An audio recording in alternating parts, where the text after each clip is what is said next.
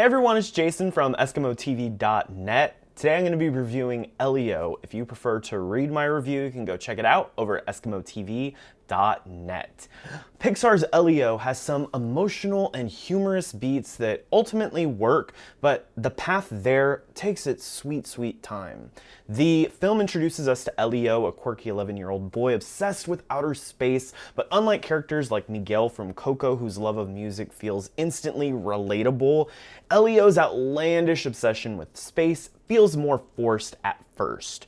The early portion of the film attempts to establish Elio's obsession with space and his disconnect from his peers. However, this first 45 minutes is filled with an exorbitant amount of setup. We follow Elio and his aunt at a science museum, watch him draw "please abduct me" messages in the beach sand, witness his awkwardness trying to befriend a group of boys, watch him get into trouble, he gets sent to camp, then finally is abducted by aliens, is introduced to their world, and placed in the role of Earth's leader.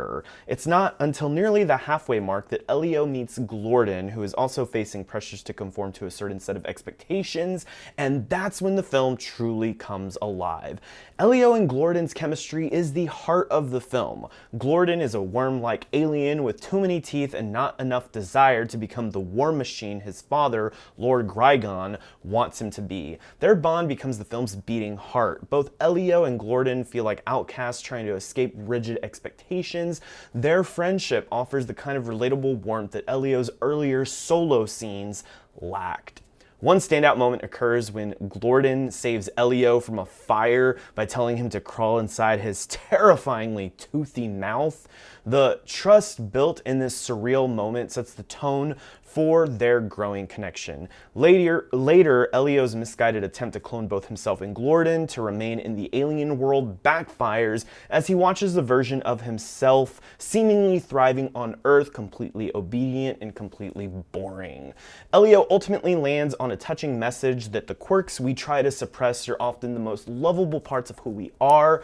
When Elio reunites with his aunts, she tells him that she misses him and loves him exactly how he is. It's the film's most powerful emotional payoff.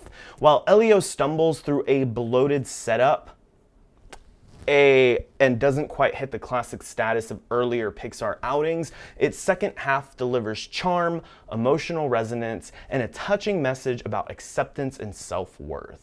And I'll be giving Elio a B-. I think most audiences are going to enjoy this. I do think it takes some time for you to realize where it's going, but once you sit in for that ride, it definitely has an enjoyable conclusion. And that will be my review for Elio. If you enjoyed this quick review, please smash that like button. You can also consider subscribing to this channel if you want to see more videos like this in your feed. You can also check out my website, EskimoTV.net, for more reviews from myself as well as other authors.